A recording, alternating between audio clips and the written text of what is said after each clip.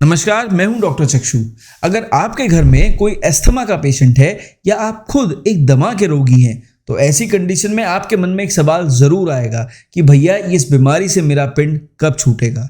इस वीडियो के माध्यम से मैं दावा करता हूं कि अगर आप इस वीडियो को पूरा देख लें तो आपको बिल्कुल समझ में आ जाएगा कि ये जो इन्हेलर है ना, ये दमा का परमानेंट इलाज नहीं कर सकते और सिर्फ होम्योपैथी के माध्यम से ही आप अपने अस्थमा से मुक्ति पा सकते हैं। तो अगर आप इच्छुक हैं, अस्थमा को खुद से दूर करना चाहते हैं, इस बीमारी से मुक्ति चाहते हैं, रिक्वेस्ट करेंगे कि आप इस वीडियो को पूरा जरूर देखेंगे।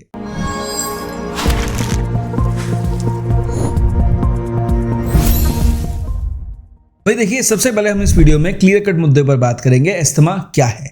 क्या है अस्थमा? केवल ये एक क्रॉनिक लंग डिजीज है जिसमें हमारी जो सांस की नलियां हैं वो सिकुड़ जाती हैं।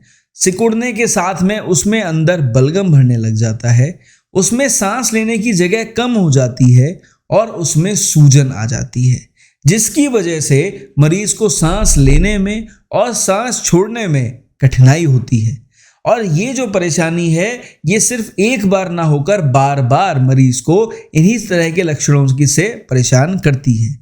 कौन से लक्षण है? भाई देखिए, लक्षण बिल्कुल क्लियर कट हैं। आपको सांस लेने में तकलीफ होगी, सांस आपकी ऊपर नीचे चलेगी। अगर आप मीटर की बात करें तो भैया ये SpO2 का जो मीटर है उसमें आपकी ऑक्सीजन हमेशा ऊपर नीचे चलती रहेगी। साथ में बलगम बार बार परेशान करेगा, खांसी ज़्यादा आएगी, सफ़ेद रंग का बलगम ज़्यादा निकलेगा। जितना बलगम निकलेगा, जितनी खांसी आएगी, उतनी सांस फूलेगी। कोई काम करने लग जाएंगे तो ऐसे में सीढ़ी चढ़ने समय, कुछ खेलते समय, कहीं ज़्यादा दौड़ा भागी करते समय आपकी सांस ज़्यादा फूल सकती है। अगर आप किसी इंडस्ट्री में काम कर रहे हैं या कुछ ऐसा काम कर रहे हैं जिसमें धूल मिट्टी आपके आसपास रहती है तो आपकी सांस फूल सकती है। बदलते मौसम में जब ठंडी से गर्मी आएगी, बरसात ज़्यादा आएगी या बरसात के बाद ठंडक हो जाएगी या फिर ठंडक के बाद जो है वापस गर्मी आ जाएगी, तो ये गर्मी, ठंडी, बरसात, बदलते मौसम में आपकी सांस फूलने लग जाती है। तो ये जो सारे सिम्टम्स आते हैं, ये सारे के सारे सिम्टम्स कंट्रीब्यूट करते हैं सिर्फ एक बीमारी को, जो है अस्थमा। अब ये अस्थमा, हम इसे ब्रेथलेसनेस भी कह सकते हैं, शॉर्टनेस ऑफ ब्रेथ भी कह सकते हैं और हम इसे प्लेन तरह से अस्थमा भी कह सकते हैं। अब मुद्दे की बात समझिए कि भाई ये अस्थमा में बेसिकली आपको इन्फेक्शन भी परेशान कर सकता है, आपको बैक्टीरियल फंगल इन्फेक्शन हो सकता है, आपको वायरल इन्फेक्शन हो सकता है और साथ में आपको एलर्जी भी हो सकती है। 90% ऑफ पेशेंट्स जो अस्थमा के हमारे पास आते हैं, उनमें शुरू में जब अस्थमा परेशान करने लग जाता है तो धीरे धीरे करके एलर्जी में कन्वर्ट हो जाता है और जब आप एक एलर्जिक एस्थमेटिक पेशेंट बन जाते हैं तो आप अपने लंग्स को प्रोन कर देते हैं कि भैया आगे इसमें कोई और भी बड़ी बीमारी हो सकती है। तो ये मोटी मोटी बात हो गई अस्थमा को लेकर। अब देखिए, जब आपको अस्थमा का इलाज करना है ना, तो आप किसी डॉक्टर के पास जाएंगे और आप उनसे बात करेंगे, भैया ये मुझे परेशानी है, सांस फूलती है, दिक्कत आती है, तो हम डॉक्टर्स कुछ टेस्ट कराएंगे। वो सबसे बड़ा और सबसे इंपॉर्टेंट टेस्ट ऐसे केसेस में होता है, that is pulmonary function test, जहां हम देखते हैं कि मरीज को सांस लेने में, सांस छोड़ने में क्या तकलीफ हो रही है। साथ में ज़रूरत पड़ने पर हम एलर्जी का टेस्ट कराते हैं, हम इन्फेक्शन का टेस्ट कराते हैं, हम टोटल IgE कराएंगे, हम CBC विद ESR कराएंगे, हम एब्सोल्यूट इओसिनोफिल काउंट कराएंगे और ज़रूरत पड़ेगी तो उसके बाद एक्सरे चेस्ट की भी ज़रूरत पड़ सकती है, CT स्कैन चेस्ट की भी ज़रूरत पड़ सकती है और एज पर द केस हमें फर्दर किसी और तरह के भी इन्वेस्टिगेशंस कराने पड़ सकते हैं। ये सारी जांचें हमें सिर्फ ये बताती हैं कि भाई ये मरीज में जो सांस फूलने की परेशानी है, जो एस्थमेटिक कंडीशन है, वो क्यों हो रही है, उसके साथ में कौन कौन सी और बीमारियां हो सकती हैं। कहीं ऐसा तो नहीं शरीर में, लंग्स के अंदर कुछ ऐसी बीमारी हो रही हो जिसकी वजह से पेशेंट की सांस फूल रही हो। तो इन सभी बातों के बारे में जानने के लिए ही ये इन्वेस्टिगेशंस जरूरी होते हैं। अब इसके लिए जो सबसे कॉमन ट्रीटमेंट और मरीज सबसे पहले जिसके प्रति भागता है वो है एक एलोपैथिक डॉक्टर के पास कि भैया ये मुझे अस्थमा की परेशानी हो गई है या मेरे बच्चे को हो गई है या मेरे घर में किसी बड़े बुजुर्ग को हो गई है, अब इनको ये साहब इस परेशानी से जो है निजात दिला दो। और सबसे कॉमन जो प्लान ऑफ ट्रीटमेंट चलेगा वो है कि भैया ब्रोंकोडायलेटर ले लो, कि जो फेफड़े हैं, जो सांस की नलियां हैं, उसे खोलने की दवा ले लो। कोई दवा शॉर्ट एक्टिंग हो सकती है, कम समय के लिए हो सकती है, कोई दवा लॉन्ग एक्टिंग हो सकती है और इसके साथ में कॉर्टिकोस्टेरॉइड ले लो। और यहाँ पर सबसे कॉमन जो प्लान ऑफ ट्रीटमेंट में आपको दवा दे दी जाएगी वो है एक इनहेलर। अब ये जो इनहेलर है ना, ये गलत नहीं है, इसका प्रिस्क्रिप्शन गलत नहीं है, लेकिन इस इनहेलर के अपने साइड इफेक्ट्स हैं और लंबे समय तक आप इसे नहीं ले सकते। ये हर वो मरीज जानता है जो कि रेगुलरली इनहेलर ले रहा है। तो ध्यान से समझिए कि इनहेलर्स लेने के अपने क्या साइड इफेक्ट्स हैं। सबसे पहले, अगर आप इनहेलर रेगुलरली ले रहे हैं तो आपको गले में खराश होने लग जाएगी, गला आपका सूखने लग जाएगा, आपको मुंह में छाले हो सकते हैं, आपको इनहेलर लेने के बाद खांसी की शिकायत ज़्यादा हो सकती है, आपको उबकाई उल्टी ज़्यादा आ सकती है, आपको पेट में जो है जलन मच सकती है, इसके साथ में पेट में आपको दर्द हो सकता है, सीने में आपको दर्द हो सकता है। लगातार इनहेलर लेने की वजह से मुंह में आपके सूखापन बना रह सकता है, आपको भूख कम लग सकती है, मुंह में स्वाद कम आ सकता है, मुंह में थूक कम बन सकता है और इसी तरह से मल्टीपल परेशानियां आपको इनहेलर लेने से रह सकती हैं। ये सारी परेशानी एक छोटे बच्चा जो कि बहुत समय से इनहेलर ले रहा है उसे भी हो सकती हैं और किसी बड़े बुजुर्ग को भी हो सकती हैं जो काफ़ी समय से इनहेलर का इस्तेमाल कर रहे हैं। तो बहुत ज़रूरी हो जाता है कि हम एक ऐसी दवा का कम से कम चयन करें जो खुद अपने आप में कोई साइड इफेक्ट प्रोड्यूस ना करे, पेशेंट की quality of living, quality of life को हैम्पर ना करे, जिससे कि मरीज दवा भी ले पाए, अपना जीवन भी जी पाए, बीमारी से छुटकारा भी मिल पाए और दवा खुद अपने आप में कुछ नई बीमारियां ना पैदा करे। सिर्फ यही कारण है कि मैं आपसे कह रहा हूं कि भाई इनहेलर जो है ना, उससे आप परमानेंटली इस बीमारी से निजात नहीं पा सकते। आपको सिर्फ एक सेटिस्फैक्शन मिल सकता है कि भैया जो मुझे सांस लेने में दिक्कत हो रही थी, मैं इनहेलर ले लेता हूं तो उसके बाद मेरी सांस नहीं फूलती है। और देखिए, मुझे बहुत दुख होता है ये देखते हुए कि छोटे छोटे बच्चे जो अस्थमा से पीड़ित हैं, जब हमारे पास आते हैं ना, तो उनके प्रिस्क्रिप्शन में ऑलरेडी इनहेलर्स लगे हुए होते हैं और बच्चे बहुत समय से इनहेलर्स ले रहे होते हैं। मैं आपको बता दूं, एक छोटा बच्चा जो 5 साल से लेके और लगभग 10 साल 15 साल का है, अगर वो अभी से इनहेलर ले रहा है तो मान के चलिए कि जब वो बच्चा 60-70 साल की उम्र में जाएगा तो उसके लंग्स की क्या हालत रहेगी।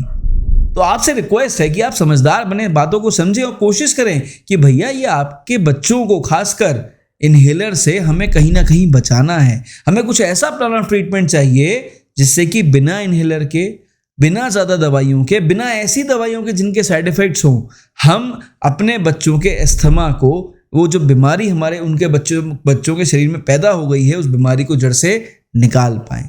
हमारे बच्चों को दवाइयों की ज़रूरत ना पड़े और खासकर ऐसी दवाइयों की ज़रूरत ना पड़े जो खुद अपने साइड इफ़ेक्ट्स क्रिएट करें। अब समझिए होम्योपैथी से कैसे इलाज होता है। भाई देखिए, होम्योपैथी में सबसे ज़रूरी है पेशेंट की जो सिम्टम्स हैं, पेशेंट की जो कंडीशन है, उसकी डायग्नोसिस, उसकी प्रोग्नोसिस की मरीज़ कहाँ खड़ा है, उसकी क्या कंडीशन है, उसके क्या लक्षण हैं, उसे कब परेशानी बढ़ रही है, कब परेशानी कम हो रही है, जब हो रही है तो उसके साथ क्या हो रहा है। ये सारे डिस्कशंस होना बहुत ज़रूरी है। अगर बार बार एपिसोड आ रहे हैं तो कुछ कॉमन बातें होंगी, कुछ ऐसे सिम्टम्स होंगे, कुछ ऐसे फैक्टर्स होंगे, कुछ ऐसे ट्रिगर पॉइंट्स होंगे जिसकी वजह से बच्चा बार बार परेशान हो रहा होगा। उन सारे कॉमन चीज़ों को ध्यान में रखकर जब भी कोई अच्छी दवा किसी भी बच्चे के लिए सेलेक्ट करी जाएगी तो उस बच्चे का दमा 100% परमानेंटली पूरी तरह से ख़त्म हो सकता है। और जो भी बुजुर्गों को इस तरह से दवा दी जाएगी उनको सिम्टोमेटिकली बहुत समय तक बहुत अच्छा इंप्रूवमेंट रह सकता है। उनको भी सिर्फ होम्योपैथिक दवा पर डिपेंडेंट रहना पड़ेगा, लेकिन इनहेलर उनका भी छूट सकता है। तो ये बात आपको समझनी पड़ेगी कि इसके लिए एक डॉक्टर के साथ बैठकर परामर्श करना बेहद ज़रूरी है, उस डिस्कशन को करना बेहद ज़रूरी है। नहीं करेंगे तो, और सिर्फ अगर हम सोशल मीडिया पर मौजूद दवाइयों को खरीद कर खाने लग जाएंगे तो इफेक्ट तो मिलेगा, फ़ायदा तो होगा, लेकिन वो पार्शियल फ़ायदा होगा। फिर आप कहेंगे भैया जब तक दवा खा रहे हैं तब तक फ़ायदा हो रहा है, बंद कर देते हैं तो फिर दिक्कत होने लग जाती है। तो पहले एलोपैथी के ऊपर निर्भर थे, अब होम्योपैथी पर निर्भर हो गए हैं। लेकिन क्या वास्तव में ये सही इलाज है? आप खुद विचार करिए। अब दवाइयों पर चर्चा कर लेते हैं। भाई कौन सी दवा अच्छी है और कौन सी बेस्ट दवाइयाँ हैं जो आपके मरीज़ की मदद करेंगी। भाई ऐसे डॉक्टर जब मुझे प्रेस्क्राइब करनी होती है तो बिना लक्षण देखे मैं पोटेंसी वाली दवाइयों के ऊपर जाना पसंद नहीं करता हूँ। कारण है पेशेंट के लक्षण। पेशेंट की कंडीशन, उसकी डायग्नोसिस और उसकी प्रोग्नोसिस। पर ऐसे में अगर हम पोटेंसी की दवाइयों को सेलेक्ट करना चाहें तो कौन कौन सी दवाइयां काम आएंगी? देखो जी, ट्यूबरकुलाइनम बेहतरीन दवा है। बच्चा एलर्जिक है या कोई बुजुर्ग हैं जो एलर्जिक है, उनके फैमिली हिस्ट्री में अस्थमा की जो है वो हिस्ट्री आपको मिल जाए, ट्यूबरकुलोसिस की हिस्ट्री मिल जाए और रिकरेंटली बच्चे को बार बार इन्फेक्शन हो या बुजुर्ग को बार बार इन्फेक्शन हो, लंग्स उनके सेंसिटिव हो, ट्यूबरकुलाइनम बड़ी बढ़िया दवा है। पोटेंसी नहीं बताऊंगा क्योंकि पोटेंसी डिपेंड करती है पेशेंट की कंडीशन के ऊपर। कितनी बार रिपीट करनी है डिपेंड करता है पेशेंट की कंडीशन के ऊपर। दूसरी सबसे अच्छी दवा पोटेंसी में है आर्सेनिक एल्बम। भाई देखो, जब भी किसी बच्चे को खांसी आ रही हो, बलगम बन रहा हो, या बुजुर्ग को खांसी आए, बलगम बने, सांस फूले, सांस लेने में तकलीफ हो रही हो, गहरी गहरी सांस ले रहे हो, बेचैन हो रहे हो, बहुत ज़्यादा बेचैनी हो उनके अंदर और साथ में बिल्कुल खड़खड़ हो रही हो सीने के अंदर, बलगम सफ़ेद सफ़ेद रंग का निकल रहा हो, तो यहाँ पर जो आर्सेनिक एल्बम है ये एक टिपिकल इस इन्फेक्शन के बाद या एलर्जी के बाद जो एकदम सडन एस्थमा इरप्ट करता है ना, उसकी एक सबसे बढ़िया दवा है। तीसरी दवा बहुत फायदेमंद है, वो है फॉस्फोरस। कि भैया फास्फोरस एक ऐसे मरीज की दवा है जिसके लंग्स वास्तव में पूरी तरह से सेंसिटिव हैं, बहुत पुराने सेंसिटिव हैं, क्रॉनिक कंडीशन है और मरीज बार बार बहुत जल्दी, मतलब कुछ भी होगा वो बहुत ही जल्दी बीमार पड़ जाएगा, उसे फौरन बलगम बनने लग जाएगा, उसे फौरन छींकें आने लग जाएंगी, उसे फौरन एस्थमेटिक अटैक आने लग जाएगा। ही इज या she is such a sensitive patient कि भाई मौसम बदला नहीं, कोई और बीमार हुआ या नहीं हुआ, ये मरीज जरूर होगा, सांस भी फूलेगी, बलगम भी बनेगा, सारे सिम्टम्स एस्थमा के आएंगे और जो सेंसिटिविटी है ना, आप उसको दरकिनार नहीं कर सकते ऐसे पेशेंट की। वहां पर फॉस्फोरस एक बहुत अच्छी दवा है। अब ये तीनों दवाइयां पोटेंसी में बेहतरीन काम करती हैं। पोटेंसी नहीं बताऊंगा, बताने से इस दवा का मिसयूज होता है और जो वास्तव में क्यूरेटिव इफेक्ट्स मिलने चाहिए नहीं मिलते। तो एज अ डॉक्टर अगर आप ये वीडियो देख रहे हैं, तीनों दवा आप खुद जानते हैं बहुत अच्छी हैं। एज अ होम्योपैथिक स्टूडेंट देख रहे हैं तो आपको सर्च करना चाहिए क्यों अच्छी हैं और कैसे यूज़ करना चाहिए। और अगर एज ए पेशेंट आप देख रहे हैं तो निकटतम डॉक्टर के पास जाएं, संपर्क करें, उनसे बात करें, इन तीनों में से कौन सी दवा आपके लिए बेहतर है। कोई भी दवा जो वो सेलेक्ट करेंगे वो आपके लिए हमेशा फायदेमंद साबित होगी। अब सपोज करो एज अ पेशेंट आप चाहते हो कि भाई सेल्फ मेडिकेशन में डॉक्टर साहब कुछ दवा बता दें जो मैं रेगुलरली ले लूँ, मुझे इंप्रूवमेंट आ जाए। तो यहाँ पर भी 3 दवाइयाँ हैं, बहुत इंपॉर्टेंट है। मदर टिंचर्स है, आप सभी जानते होंगे, बहुत सारी वीडियो आपने देखी होगी। लेकिन ये तीनों मदर टिंचर्स सडनली होने वाली सांस फूलने की परेशानी पे तो लगाम लगा सकते हैं। आपकी ऑक्सीजन जो गिरते हुए ऑक्सीजन लेवल है उसे तो इंप्रूव कर सकते हैं, एस्थमेटिक कंडीशन को, उस एक्यूट अटैक को कंट्रोल कर सकते हैं, लेकिन जड़ से अस्थमा खत्म नहीं कर सकते।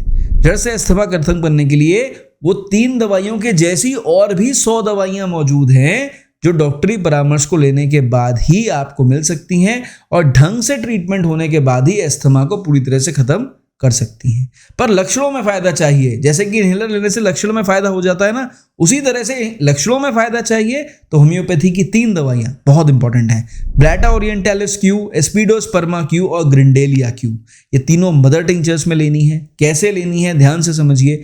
अगर छोटा बच्चा है, 5 साल से छोटा बच्चा है या 5 साल से बड़ा बच्चा है, छोटा बच्चा हो तो देखो डॉक्टरी परामर्श में टिंचर्स दे रहे हैं, बड़ा बच्चा हो 5 साल से बड़ा तो मान के चलिए आपको 5 से 10 बूंद दवा तीनों मदर टिंचर्स की 1 ग्लास या आधा ग्लास गुनगुने पानी में डालकर दिन में 3 बार रेगुलरली पेशेंट को देना है। अगर सडनली किसी तरह से एक्यूट अटैक उसे आ जाता है या सडनली एकदम अटैक आ जाता है तो ऐसी कंडीशन में 2 से 3 चम्मच पानी में डालकर 5-5 बूंद दवा 15-15 मिनट के अंतराल पे दे दें।